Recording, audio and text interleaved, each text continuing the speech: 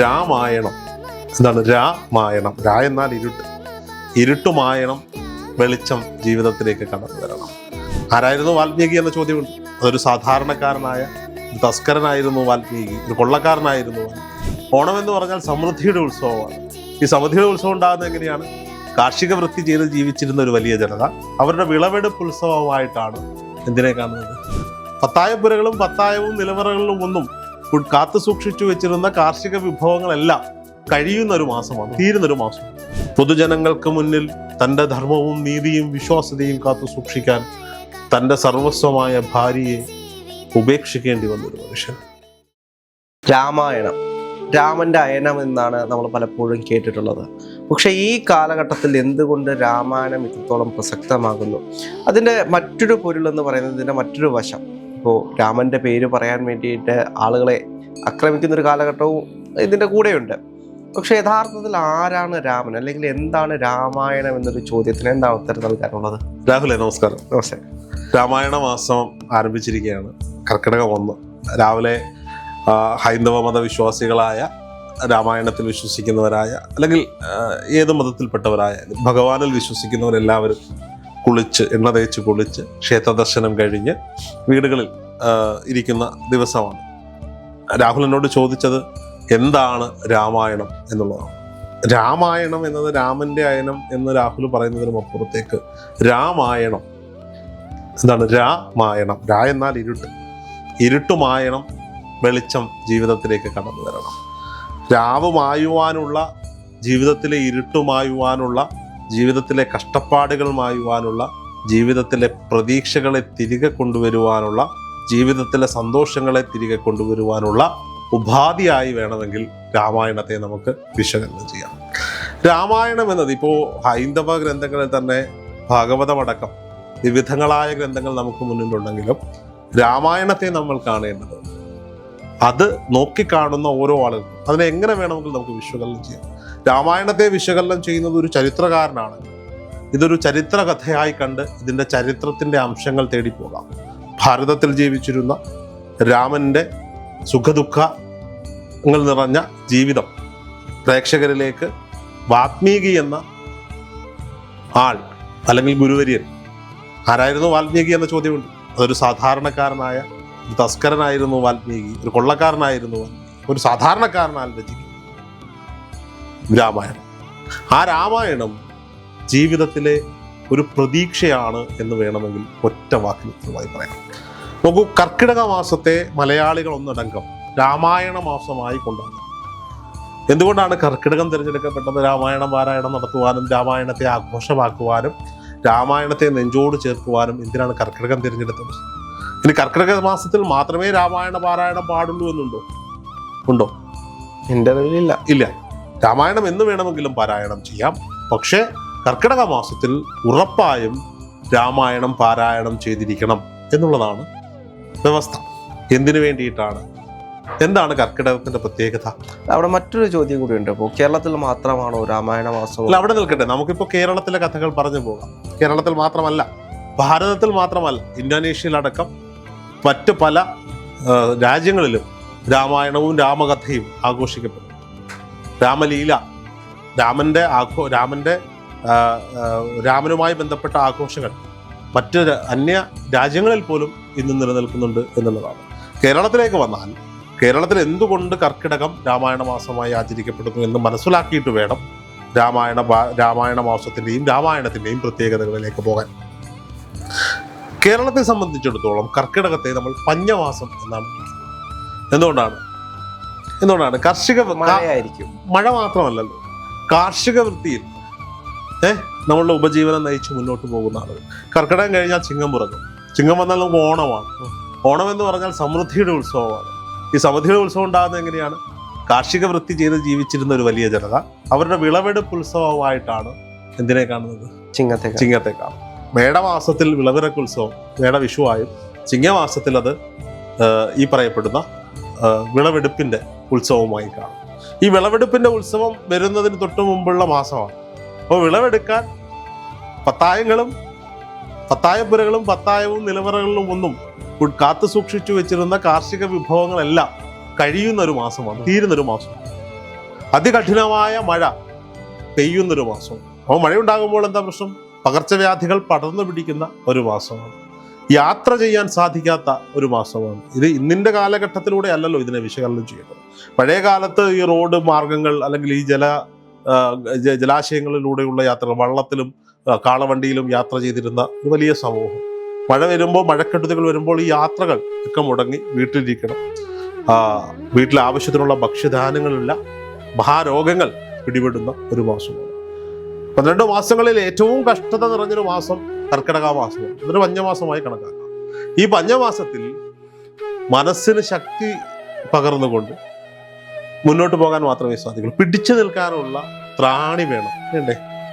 നാളെയുടെ വരാൻ പോകുന്ന ചിങ്ങമാസത്തിലെ പൊന്നിൻ പുലരി നമ്മുടെ വിളവെടുപ്പിന്റെ ഉത്സവമാണെന്നും സമൃദ്ധിയുടെ ഉത്സവമാണെന്നും ആ സമൃദ്ധിയിലേക്ക് പോകുവാൻ ഈ കർക്കിടകം എന്ന പഞ്ഞമാസത്തിന്റെ ത്യാഗം നമ്മൾ സഹിക്കണമെന്നും നമുക്കറിയാം. അത് മനസ്സിനെ പറഞ്ഞു പഠിപ്പിക്കണമെങ്കിൽ ഒരു പ്രതീക്ഷ വേണം. ആ പ്രതീക്ഷ നൽകുന്ന ഗ്രന്ഥമാണ് രാമായണം. രാമായണ കഥയെ എങ്ങനെയാണ് നമ്മൾ കാണുക? രാമൻ എന്ന് പറയുന്ന ഭാരതം ഭരിച്ചിരുന്ന ഒരു മഹാരാജാവിന്റെ സന്തോഷം നിറഞ്ഞ ജീവിത കഥയാണോ രാമായണം? അല്ല. രാമൻ എന്ന പട്ടാഭിഷേകത്തിന് തൊട്ടു മുൻപ് രാജഭരണം നഷ്ടപ്പെട്ട് സഹോദരനും ഭാര്യയുമായി കാടുകയറി പോകേണ്ടി വന്ന ഒരു സാധാരണക്കാരനായി മാറേണ്ടി വന്ന, രാജാവിൽ നിന്നും സാധാരണക്കാരനാകേണ്ടി വന്ന, കാടുകയറേണ്ടി വന്ന ഒരു മനുഷ്യന്റെ കഥയായി രാമായണത്തെ കണ്ടുകൂടെ? അദ്ദേഹത്തിന്റെ ജീവിതത്തിൽ എന്തൊക്കെയാണ് അദ്ദേഹത്തിന് നഷ്ടപ്പെട്ടത്? എന്തെല്ലാം നഷ്ടപ്പെട്ടിട്ടും മുറുകെ പിടിച്ച ധർമ്മവും ന്യായവും നീതിയും കൈവിടാത്തൊരു മനുഷ്യൻ അല്ലേ? പൊതുജനങ്ങൾക്ക് മുന്നിൽ തൻ്റെ ധർമ്മവും നീതിയും വിശ്വാസ്യതയും കാത്തു സൂക്ഷിക്കാൻ തൻ്റെ സർവസ്വമായ ഭാര്യയെ ഉപേക്ഷിക്കേണ്ടി വന്നൊരു മനുഷ്യൻ. ശരിയല്ലേ?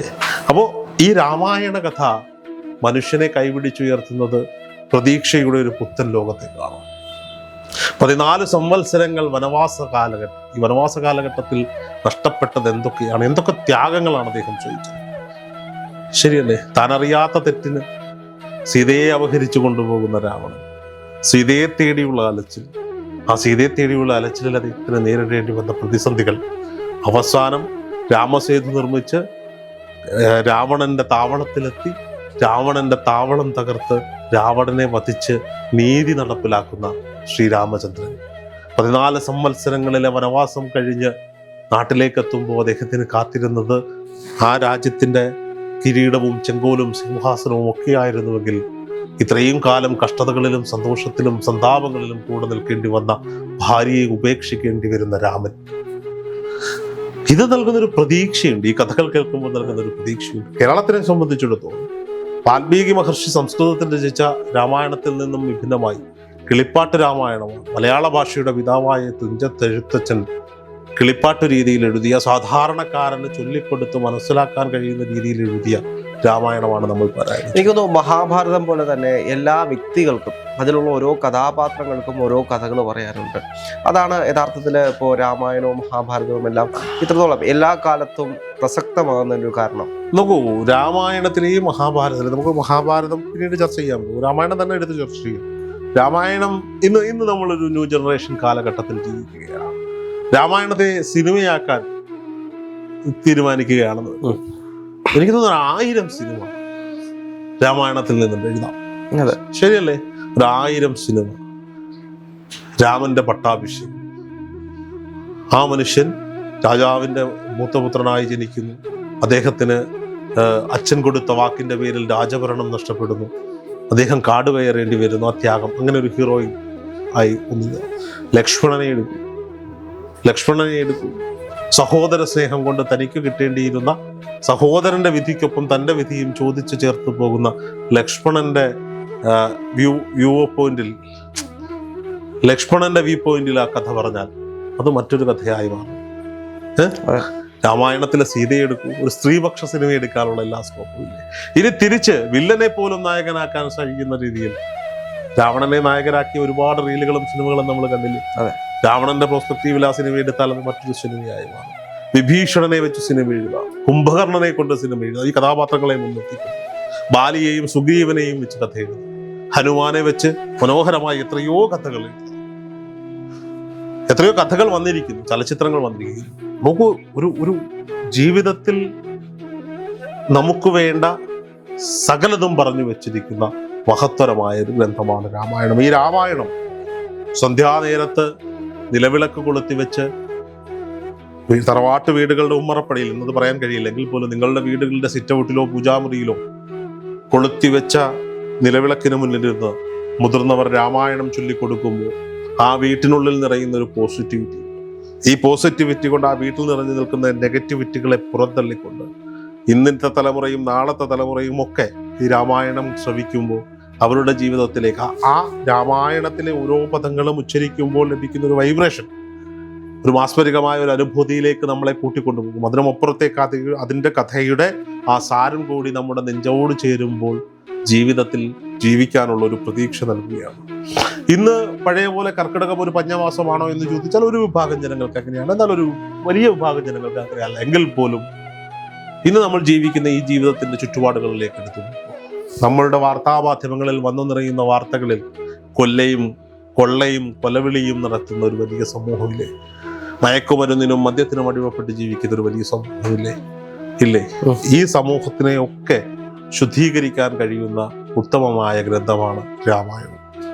കഴിയുന്ന മുഴുവൻ ആളുകൾ, അബാക് മീഡിയയുടെ മുഴുവൻ പ്രേക്ഷകരും, നിങ്ങൾക്ക് രാമായണം കഴിയുമെങ്കിൽ ഈ വൈകുന്നേരങ്ങളിലോ പകൽ സമയങ്ങളിലോ എപ്പോഴായാലും ഈ രാമായണം വീടുകളിലുള്ളിൽ പാരായണം ചെയ്യുക. പറ്റുമെങ്കിൽ കുടുംബങ്ങൾക്കൊപ്പം ഇരുന്ന് രാമായണം പാരായണം ചെയ്യുക.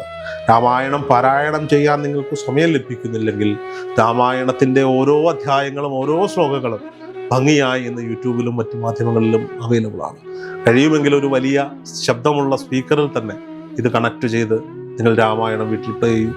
നമുക്കതല്ലേ പറയാൻ പറ്റൂ. ഇന്നത്തെ കാലത്ത് ഒരു ബാങ്കിൽ ജോലി ചെയ്യുന്ന ഒരാളോട് നിങ്ങൾ രാവിലെ രാമായണം പാരായണം ചെയ്യാൻ പറയാൻ സാധിക്കില്ല. കാരണം രാവിലെ എഴുന്നേറ്റ് അവരുടെ കർമ്മബദ്ധങ്ങളിൽ, ആണാകട്ടെ പെണ്ണാകട്ടെ, വീട്ടിലെ ജോലികളും മറ്റു കാര്യങ്ങളും ചെയ്ത് 9 മണിയോടുകൂടി ബാങ്കിലെത്തി രാത്രി ഒരു 7 മണിക്ക് 8 മണിക്കാണ് ഇവരുടെയൊക്കെ ജോലി അവസാനിക്കുക. തിരിച്ചു മടങ്ങിയെത്തുന്ന ഒരാളോട് വീട്ടിൽ വന്ന് രാമായണം പാരായണം ചെയ്യാൻ നമുക്ക് പറയാൻ സാധിക്കില്ല. പകരം നിങ്ങൾ എഴുന്നേൽക്കുമ്പോൾ തന്നെ നിങ്ങളുടെ വീട്ടിലുള്ള ബ്ലൂടൂത്ത് സ്പീക്കറിൽ രാമായണം ഉറക്കെ പ്ലേ ചെയ്യണം. പറ്റുമെങ്കിൽ രാമായണം ഈ കിളിപ്പാട്ട് പാടിക്കൊടുത്തതിനു ശേഷം അതിൻ്റെ കഥ പറഞ്ഞു കൊടുക്കുന്ന തരത്തിലുള്ള വീഡിയോകളും ഓഡിയോകളും ഇന്ന് അവൈലബിൾ ആണ്.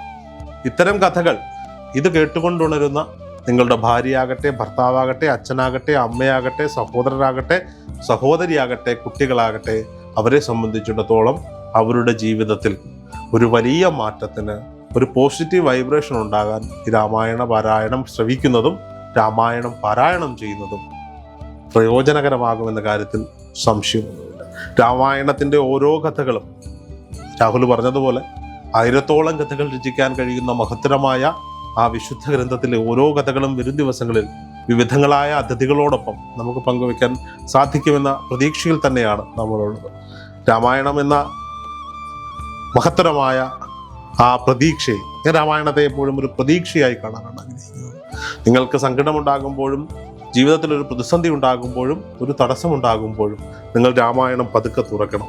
രാമായണം എന്ന പുസ്തകത്തെ നിങ്ങൾക്ക് തോന്നുന്ന ഒരു പേജിൽ വെച്ച് നിങ്ങൾ തുറക്കുക.